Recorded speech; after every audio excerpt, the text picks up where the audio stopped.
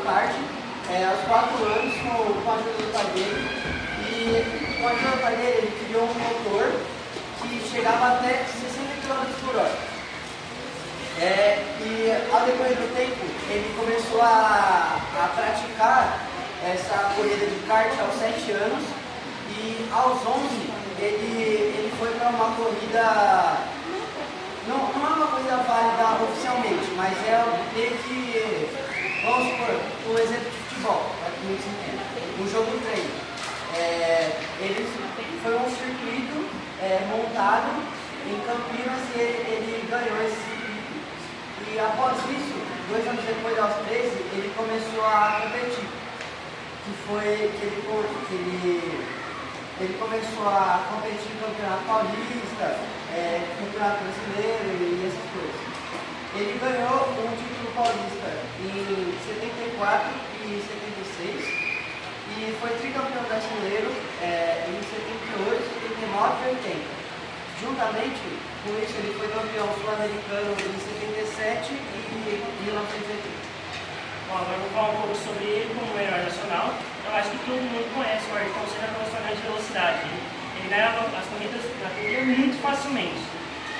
Na década de 80, o Brasil passava por uma grande ditadura militar. Na ditadura militar, a economia do Brasil decaiu muito. E a quantidade de pessoas que eram consideradas de extrema pobreza, aumentou muito, drasticamente. Então, o Brasil ele não tinha muita coisa para se orgulhar. Mas Ayrton Senna, o Ayrton Senna ele tinha esse desejo de mostrar sempre em suas vitórias a bandeira brasileira, para mostrar que o Brasil não estava só na ditadura, ele tinha muito mais para oferecer. Ok, campeão na Fórmula 1600 e na 2000, ele chamou a atenção da galera da Fórmula 3. E como ele era um cara acima da média, não demoraria para chegar convites para ele dirigir em outras categorias. Ele recebeu um convite da Fórmula 3 de um piloto famoso, deixa eu ler o nome dele aqui, o irlandês Ed Jordan, que futuramente teria uma equipe da Fórmula 3. Beleza, no teste que ele fez, ele foi muito mais rápido do que o titular na época. A primeira corrida oficial dele na Fórmula 3 foi em 1982, quando ele ainda corria pela Fórmula 2000. Ele fez a volta mais rápida e ganhou essa corrida. E lá em 83, por seus destaques nas corridas no geral, ele foi visto pela galera da Fórmula 1 como mais alto, pela equipe Williams, onde futuramente ele correria profissionalmente. E a coincidência triste é que ele morreu dirigindo um carro da Williams. Eu vou falar um pouco sobre a vida dele na Fórmula 1, que começou em 25 de março de 1984, num circuito que já hoje em dia não existe mais, que é em Jacarepaguá, no Rio de Janeiro, e que ele teve sua corrida interrompida por uma falha no motor, e a segunda corrida, na qual ele marcou a sua volta em nono, que foi na África do Sul, que chegou ao seu sexto, a 6 pontos, e no futuro ele teria ao total 614. Na sua primeira temporada na carreira máxima do automobilismo, Senna terminou o campeonato em nona posição com 13 pontos, e o seu maior resultado seria em Mônaco, que anos depois, hoje em dia para quem não sabe, o Senna é considerado o Mickey Mônaco por ser uma pista muito difícil, e normalmente no período que se corre em Mônaco está chovendo e a pista é na rua, e até hoje, anos depois, considerado como o Mickey Mônaco. Eu vou falar um pouco sobre a morte dele. Ele morreu no 1º de maio de 1994. Ele liderava a corrida, só que ele bateu e chegou a ir para o hospital, só que não resistiu aos ferimentos. Então, vou dizer, mãe da Fórmula 1, mas o maior título do Senna foi bicampeão paulista, tricampeão brasileiro e bicampeão sul-americano de kart. Foi campeão da Ford 1600 em 2000 e da Fórmula 3 do Grande. Já na Fórmula 1 ele foi tricampeão, teve 80 pódios, 41 vitórias, foi 108 milhas.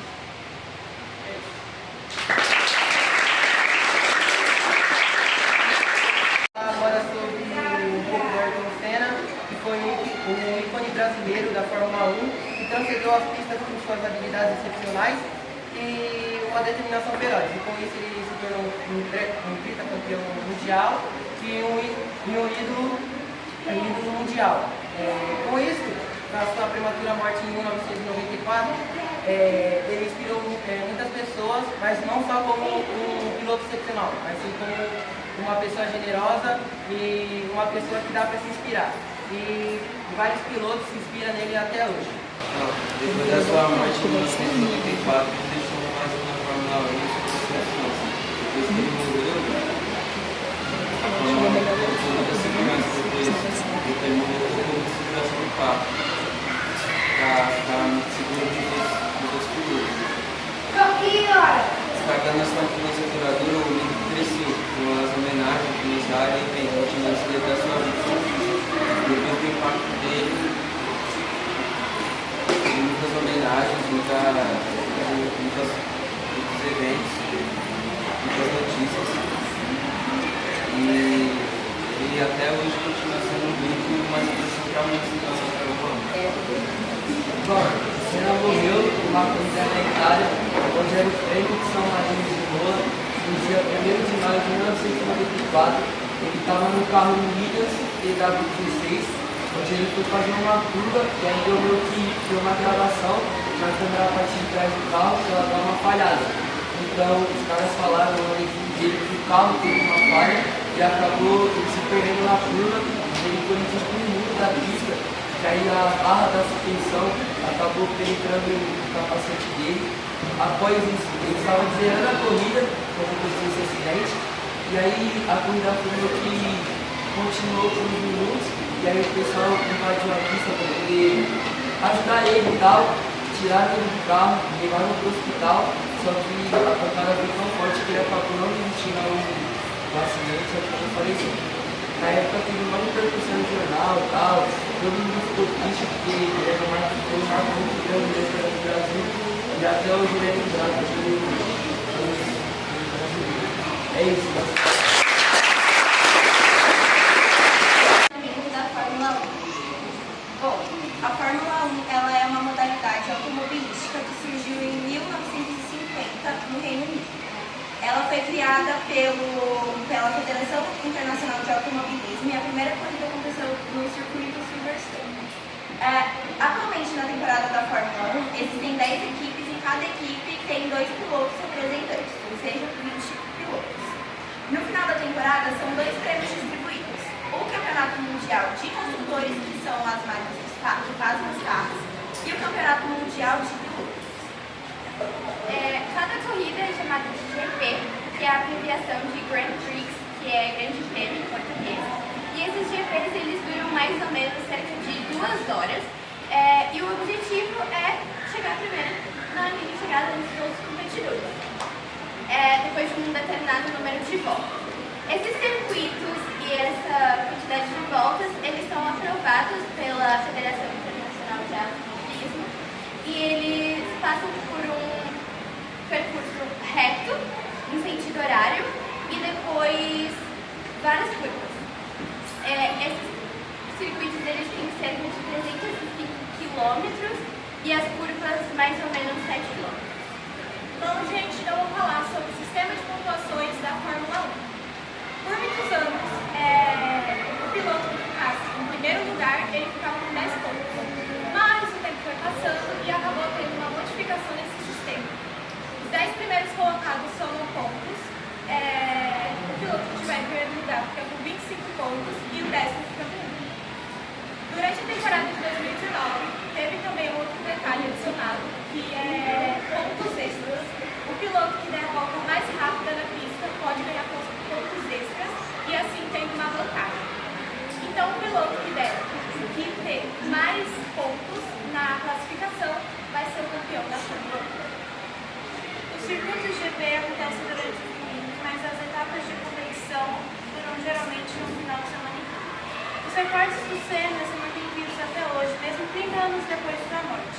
Ele participou de 165 corridas, 11 temporadas, ele teve 65 posições de pódio e 41 vitórias.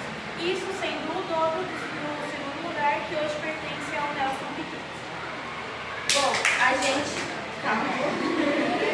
preparou um vídeo para vocês, que é uma entrevista do Ayrton Senna, falando um pouco sobre a experiência de correr na chuva, porque muitos competidores detestam correr na chuva pelas dificuldades, mas ele amava. A gente vê que a chuva é uma cortina violenta de água. Como é que o piloto consegue enxergar através daquilo? Não enxerga.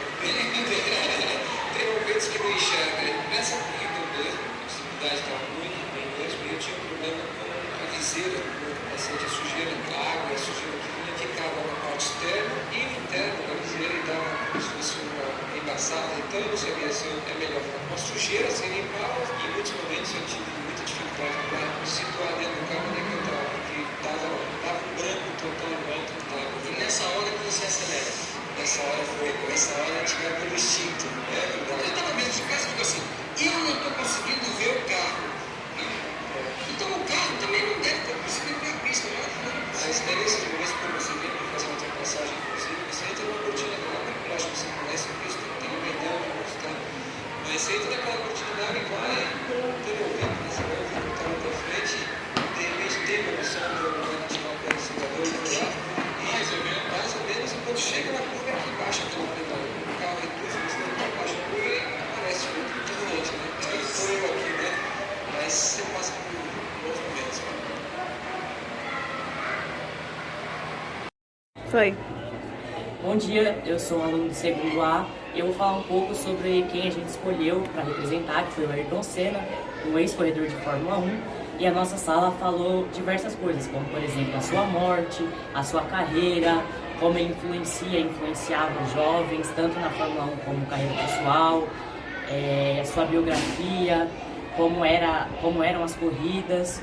E alguns alunos também trouxeram coisas visuais, como por exemplo mural de fotos, pistas de Fórmula 1, livro, capacete, uniforme,